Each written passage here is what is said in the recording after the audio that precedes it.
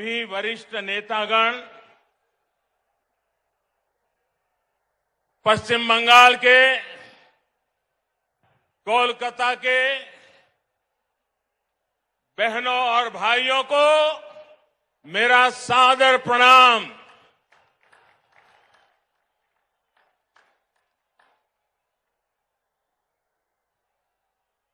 राजनीतिक जीवन में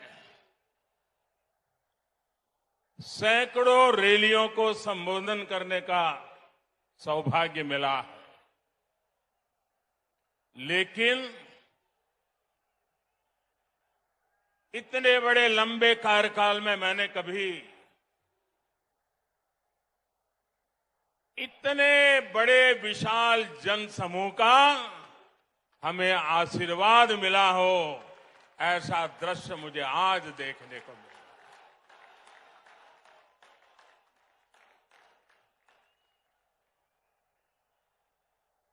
जब मैं हेलीकॉप्टर से देख रहा था, मैदान में तो जगह नजर नहीं आ रही है, लेकिन मैं देख रहा था सारे रास्ते इतने भरे पड़े हैं, लोग भागते हुए इधर की तरफ चल रहे हैं। मैं नहीं मानता हूं कि वो पहुंच पाएंगे। मैं फिर एक बार इतनी बड़ी तादाद में आप आशीर्वाद देने के लिए आए, मैं भारतीय जनता पार्टी के सभी कार्यकर्ताओं की तरफ से आपको सादर फिर से एक बार प्रणाम करता हूं। बंगाल की इस धरती ने हमारे संस्कारों को ऊर्जा दी है। बंगाल की इस धरती ने भारत की आजादी के आंदोलन में नए प्राण फूंके। बंगाल की इस धरती ने ज्ञान विज्ञान में भारत का गौरव बढ़ाया है। बंगाल से निकले महान व्यक्तित्वों ने एक भारत श्रेष्ठ भारत की भावना को सशक्त किया है। बंगाल की इस धरती ने एक विधान, एक निशान, एक प्रधान के लिए बलिदान देने वाले महान सपूत हमें दिया। ऐसी पावन मिट्टी को मैं अनेक अनेक बार नमन करता हूं। साथियों, ये मेरा सौभाग्य है कि आज इस ऐतिहासिक ब्रिगेड ग्राउंड पर मुझे फिर एक बार आपके आशीर्वाद प्राप्त करने का अवसर मिला है।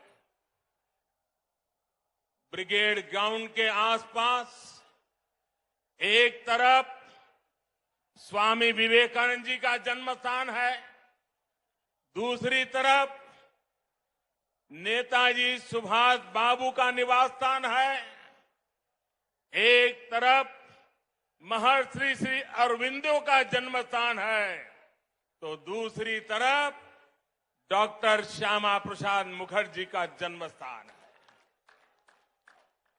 ये कोलकाता, बंगाल और पूरे भारत की बहुत बड़ी प्रेरणा स्थली है। बीते दशकों में ब्रिगेड ग्राउंड में अनेकों बार ये नारा गूंजा है, ब्रिगेड चलो। सुना है ना, ब्रिगेड चलो। इस ग्राउंड ने अनेक देशभक्तों को देखा है, लेकिन ये ग्राउंड बंगाल के विकास में रोड़ा अटकाने वालों का भी गवाह रहा है। बंगाल की भूमि को 2400 घंटे हड़ताल और बंद में झोंक देने वालों की नीतियां और साजिशें भी इस ग्राउंड ने देखी है। इन लोगों ने बंगाल की इस महान भूमि का जो हाल किया, वो पीढ़ी दर पीढ़ी बंगाल के लोगों ने सहा है, बर्दाश्त किया है।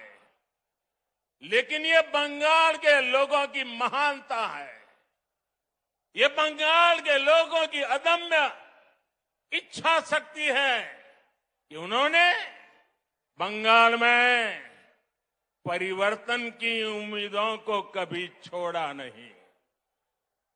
बंगाल ने परिवर्तन के लिए ही ममता दीदी पर भरोसा किया था, लेकिन दीदी और उनके काडर ने आपका ये भरोसा तोड़ दिया, आपके सपनों को चूर चूर कर दिया। ये वो लोग हैं जिन्होंने बंगाल का विश्वास तोड़ा। इन लोगों ने बंगाल को अपमानित किया, यहां की बहन बेटियों पर अत्याचार किया। लेकिन ये लोग बंगाल की उम्मीद, यहां के लोगों का हौसला कभी भी तोड़ नहीं पाए। आज जो ये जनसागर मौजूद है, वो इस उम्मीद की, इस हौसले की जीती जागती तस्वीर है। बांग्ला चाय उन्नति, बांग्ला चाय शांति, बांग्ला चाय प्रगतिशील बांग्ला, बांग्ला चाय सोनार बांग्ला। मैं देख रहा हूं इस बार के विधानसभा चुनाव में एक तरफ टीएमसी है, लेफ्ट कांग्रेस है, उनका बंगाल विरोधी रवैया है, और ये चुनाव ऐसा है कि दूसरी तरफ खुद बंगाल की जनता कमर कस करके खड़ी हो गई है।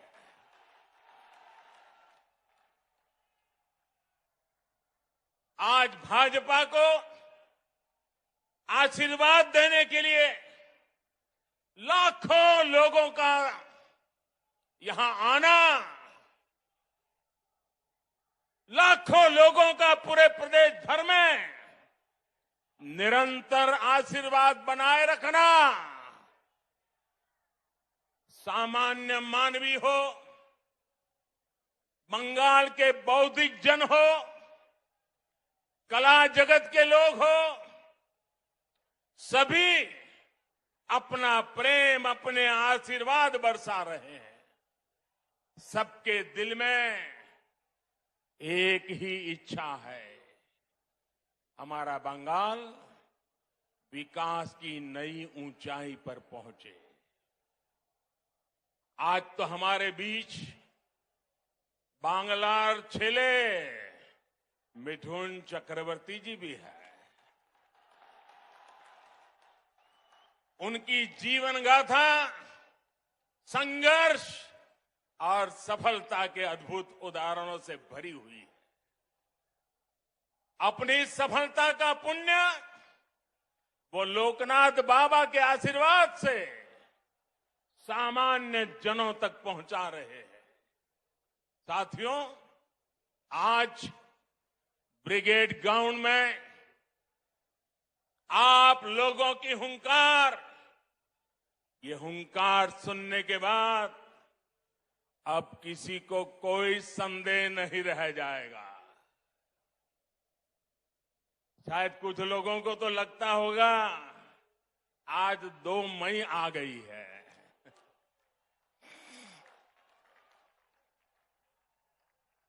भाइयों बहनों, पूरी ताकत से मेरे साथ बोलिए, दोनों मुट्ठी बंद करके बोलिए, हाथ ऊपर करके बोलिए, पूरी ताकत से बोलिए, भारत माता की,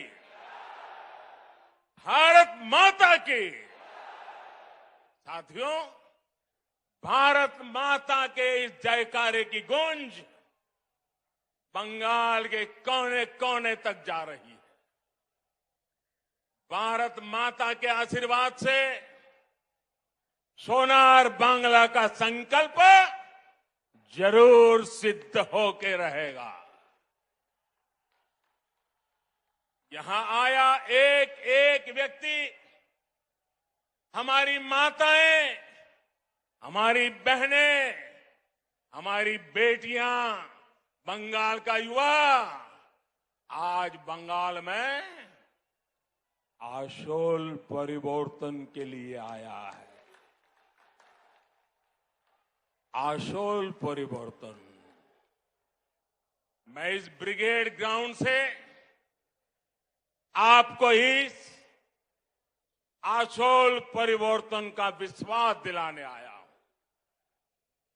विश्वास बंगाल के विकास का, विश्वास बंगाल में स्थितियों को बदलने का, विश्वास बंगाल में निवेश बढ़ाने का, उद्योग बढ़ाने का, विश्वास बंगाल के पुनर्निर्माण का, विश्वास बंगाल की संस्कृति और यहां की परंपराओं की रक्षा का।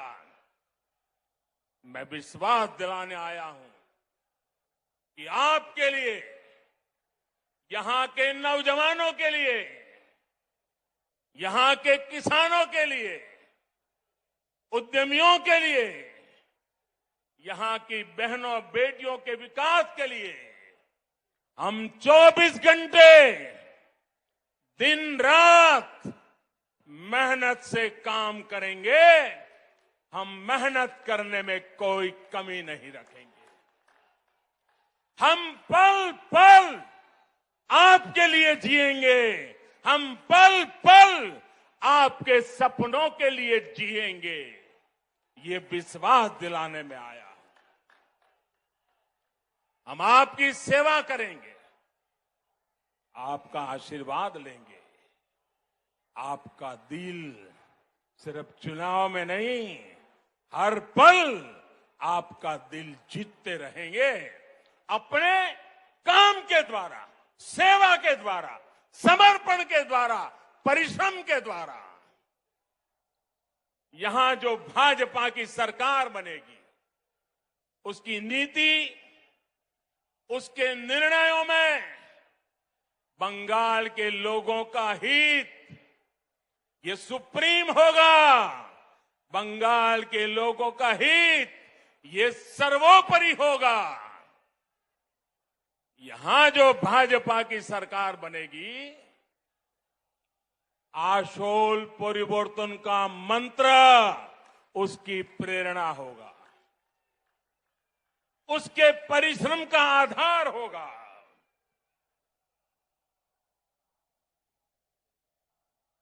आशोल परिवर्तन का मतलब, आशोल परिवर्तन का मतलब ऐसा बंगाल जहां युवाओं को शिक्षा और रोजगार के पर्याप्त अवसर मिले। आशोल परिवर्तन मतलब ऐसा बंगाल जहां लोगों को पलायन करने पर मजबूर न होना पड़े। आशोल परिवर्तन मतलब ऐसा बंगाल जहां व्यापार और कारोबार फले फूले, जहां ज्यादा से ज्यादा निवेश आए। आशोल परिवर्तन मतलब ऐसा बंगाल जहां 21वीं सदी का आधुनिक इंफ्रास्ट्रक्चर हो। आशोल परिवर्तन मतलब ऐसा बंगाल जहां गरीब से गरीब को भी आगे बढ़ने का पूरा अवसर मिले। आशोल परिवर्तन मतलब ऐसा बंगाल जहां हर क्षेत्र, हर वर्ग की विकास में बराबर की भागीदारी होगी। उत्तर बंगाल हो या दक्षिण बंगाल हो, पश्चिमांचल हो या जंगल महल, आदिवासी हो या दलित, पिछड़े हो, वंचित हो, शोषित हो या हमारे शरणार्थी भाई बहन, सभी पर एक बराबर ध्यान दिया जाएगा। जहां सबका साथ, सबका विकास, सबका विश्वास शासन का मंत्र होगा, जहां उन्नयन सबका होगा, तुष्टीकरण किसी का नहीं, जहां घुसपैठ को रोका जाएगा, घुसपैठियों को रोका जाएगा। साथियों, गुलामी का इतना बड़ा कालखंड भी बंगाल की क्षमता, बंगाल के सामर्थ्य को कम नहीं कर सका था। आजादी के इन 75 वर्षों में बंगाल ने जो खोया है, बंगाल से जो छीना गया है, वो मुझसे ज्यादा आप लोग ज्यादा अच्छी तरह जानते हैं। आज हम इस संकल्प के साथ भी आपके सामने आए हैं कि जो भी बंगाल से छीना गया है, भाइयों बहनों मेरे शब्द लिख रखिए, जो भी बंगाल से छीना गया है उसे वापस लौटाएंगे।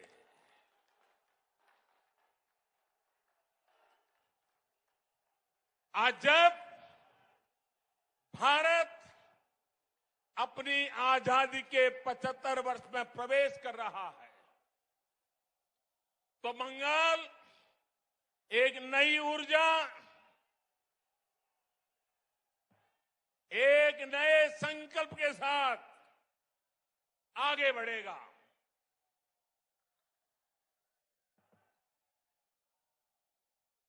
देश की तरह ही बंगाल के विकास के लिए भी अगले 25 साल बहुत अहम है। इन 25 वर्षों की शुरुआत का पहला पड़ाव ये विधानसभा चुनाव है। अगले 5 वर्षों में बंगाल का विकास अगले 25 वर्षों के विकास का आधार बनाएगा। इसलिए इस बार आप सिर्फ बंगाल में सरकार बनाने के लिए वोट नहीं देंगे, लेकिन बंगाल को बनाने के लिए, बंगाल को विकास की नई ऊंचाई पर पहुंचाने के लिए वोट डालेंगे। जब 2047 में 25 साल के बाद देश जब आजादी के 100 साल मनाएगा, तब बंगाल सारे हिंदुस्तान को फिर से एक बार आगे ले जाने वाला बंगाल बन जाएगा।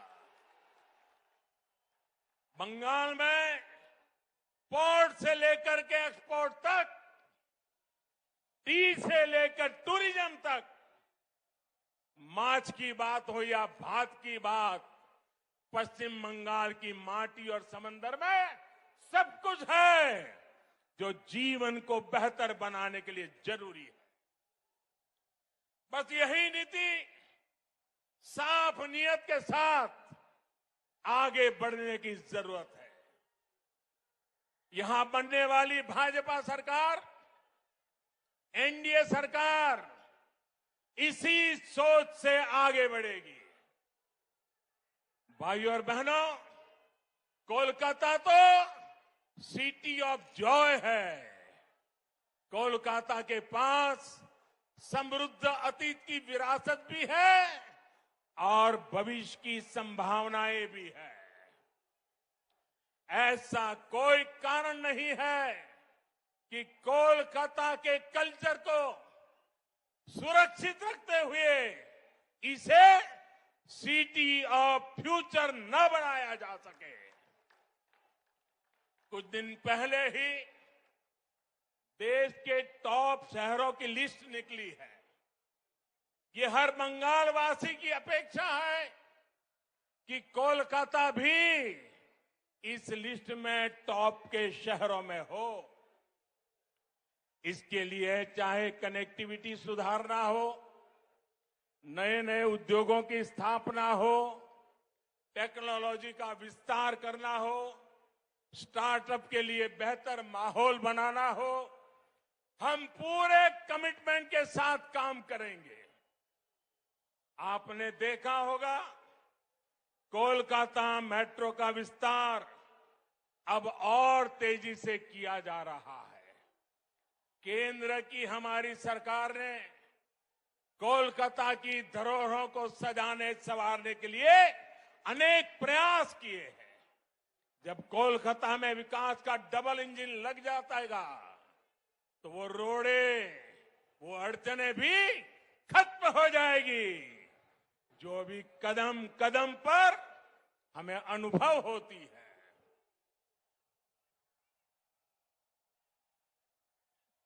आप अंदाजा लगा सकते हैं कि इनकी कमीशनबाजी की वजह से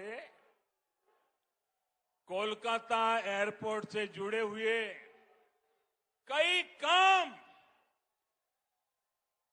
देखिए कब तक रुके हुए हैं। ऐसे रुके हुए हर काम को भाजपा सरकार में तेज गति दी जाएगी। यहां के स्मार्ट सिटी प्रोजेक्ट को भाजपा सरकार में नई ऊर्जा मिलेगी। शहर में नए फ्लाईओवर बनाए जाएंगे।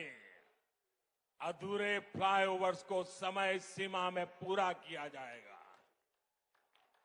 भाजपा सरकार बनने के बाद कोलकाता में झुग्गियों में रहने वाले को भी पक्के घर मिलेंगे।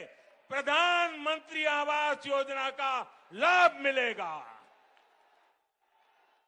रेहड़ी और ठेला लगाने वाले हमारे भाई बहनों को भी भाजपा सरकार में स्वनिधि योजना का लाभ तेज गति से दिलाया जाएगा।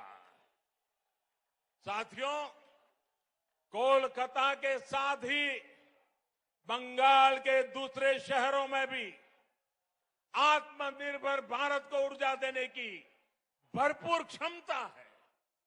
भाजपा सरकार में इन शहरों के इंफ्रास्ट्रक्चर को आधुनिक बनाया जाएगा ताकि वहां पढ़ाई, कमाई और बुजुर्गों के लिए दवाई के नए साधन विकसित किए जा सके। पश्चिम बंगाल में फूड प्रोसेसिंग और पोर्ट लेड डेवलपमेंट की भरपूर संभावनाएं हैं।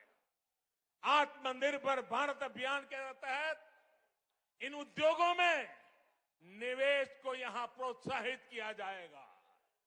इससे किसानों से लेकर मछुआरों तक हर किसी को लाभ मिलेगा। बहनों और भाइयों, पश्चिम बंगाल में आशोल परिवर्तन के लिए गांव और शहरों के स्थानीय शासन यानी ग्राम पंचायत, नगर निगम और नगर पालिकाओं के शासन में पूरी पारदर्शिता भी उतनी ही जरूरी है। इस लोकतांत्रिक व्यवस्था को जिस तरह से तहस नहस किया गया है वो आप भली भांति जानते हैं। इस व्यवस्था को बंगाल में भाजपा फिर से मजबूत करेगी। सरकारी सिस्टम पर, पुलिस पर, प्रशासन पर जनता का विश्वास जागे, हम वो परिवर्तन लेके रहेंगे, ये हम लाएंगे। भाजपा सरकार में एग्जाम से लेकर के ट्रेनिंग और रिक्रूटमेंट तक एक पारदर्शी व्यवस्था फिर से खड़ी होगी। स्किल डेवलपमेंट के लिए केंद्र सरकार की योजनाओं को यहां ईमानदारी से लागू किया जाएगा। पश्चिम बंगाल में नई राष्ट्रीय शिक्षा नीति के विस्तार को भी बल दिया जाएगा। इंजीनियरिंग, डॉक्टर, टेक्नोलॉजी, ऐसे विषयों की पढ़ाई बांग्ला भाषा में भी हो, इस पर भी जोर दिया जाएगा। अंग्रेजी नहीं जानता, इसलिए गरीब का बच्चा, गरीब की बेटी अब डॉक्टर बनने के सपने से दूर नहीं रहेगी। गरीब का बच्चा, गरीब की बेटी भी वो डॉक्टर बन पाए, वो इंजीनियर बन पाए। झुग्गी झोपड़ी में पढ़ाई करके निकला हुआ बच्चा भी बंगाल का नाम रोशन करे, ये व्यवस्था हम बनाना चाहते हैं। साथियों, हमारा लक्ष्य सिर्फ पश्चिम बंगाल में सत्ता का परिवर्तन करना नहीं है, यही एकमात्र उद्देश्य नहीं है। हम बंगाल की राजनीति को विकास केंद्रित राजनीति की तरफ ले जाना चाहते हैं। 5 साल बर्बाद हो चुके हैं, अब बंगाल को बर्बाद होने का अवसर किसी को नहीं देना चाहिए। और इसलिए हम आशोल परिवर्तन की बात कर रहे हैं। और आशोल परिवर्तन के इस महायज्ञ में बंगाल के लोगों को भी ये भी याद रखना है कि उनके साथ किस तरह का छल बार बार लगातार कैसा छल किया गया है, इसे भूलना नहीं। साथियों, आजादी के नारे पर कांग्रेस सत्ता में आई थी। आजादी के बाद कुछ समय काम हुआ, लेकिन फिर बंगाल पर वोट बैंक की राजनीति हावी होती चली गई।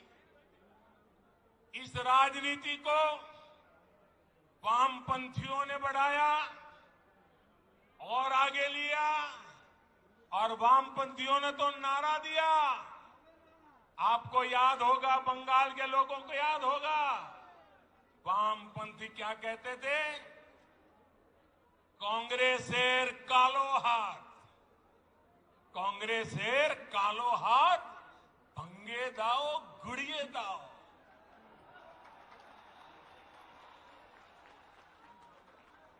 ऐसे ही नारों के दम पर वामपंथी सत्ता में आए, लगभग 3 दशक तक सत्ता संभाली। मैं जरा पूछना चाहता हूं, आज उस काले हाथ का क्या हुआ रे? ये काला हाथ कैसे गोरा हो गया रे? जिस हाथ को वामपंथी तब काला समझते थे, वो आज सफेद कैसे हो गया? जिस हाथ को तोड़ने की बात करते थे, आज उसी का आशीर्वाद लेकर वो चल रहे हैं। साथियों, वामपंथियों के विरुद्ध ममता दीदी ने परिवर्तन का नारा दिया था। पश्चिम बंगाल से मां, माटी, मानुष के लिए काम करने का वादा किया था। आप मुझे बताइए, पिछले 10 साल से यहां की टीएमसी सरकार ने क्या सामान्य बंगाली परिवार के जीवन में वो परिवर्तन आया जिसकी बंगाल की जनता आशा करती थी? आया वो परिवर्तन? वो वादा पूरा किया? जो आपको कहा गया था वो किया गया? क्या किसान के, श्रमिक के, कर्मचारी के जीवन में वो परिवर्तन आया जो वो चाहते थे? आया क्या? क्या गरीब के जीवन में कोई परिवर्तन आया है क्या? गरीब और गरीब हो ऐसा काम उन्होंने किया है कि नहीं किया है? क्या पश्चिम बंगाल के स्कूलों और अस्पतालों की स्थिति में कोई परिवर्तन आया है? क्या बंगाल के युवाओं के रोजगार की स्थिति में कोई परिवर्तन आया है? क्या बंगाल के औद्योगिकरण में वो परिवर्तन आया जितना उसका सामर्थ्य है? क्या दशकों से चली आ रही खून खराबे की राजनीति में परिवर्तन आया क्या? साथियों,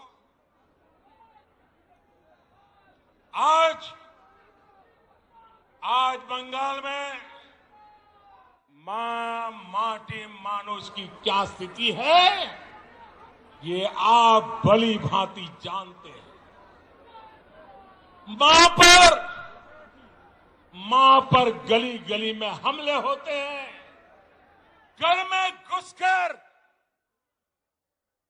मां पे हमले होते हैं। अभी हाल में जो 80 साल की बूढ़ी मां के साथ हुआ है, जो निर्ममता दिखाई गई है, उसने इन लोगों का क्रूर चेहरा पूरे भारत को दिखा दिया है। बीते 10 साल में बंगाल की शायद ही कोई मां है, शायद ही कोई बेटी है जो किसी न किसी अत्याचार के कारण रोई नहीं है, कोई सवाल न उठा सके। इसलिए ये आंकड़े भी छिपा करके बैठ गए हैं। साथियों, माटी की तो बात करने वालों ने बंगाल का कण कण, बंगाल का तिनका बिचौलियों, कालाबाजारी करने वालों और सिंडिकेट के हवाले कर दिया। आज बंगाल का मानुष परेशान है। वो अपनी आंखों के सामने अपनों का खून बहता देखता है। वो अपनों को अपनी आंखों के सामने लूटते हुए देखता है। वो अपनों को इलाज के अभाव में दम तोड़ते देखता है। वो अवसरों के अभाव में अपनों को पलायन करते देख रहा है। और पूरा बंगाल अब एक स्वर में कह रहा है, एक स्वर में कह रहा है, आर नॉय अन्नॉय।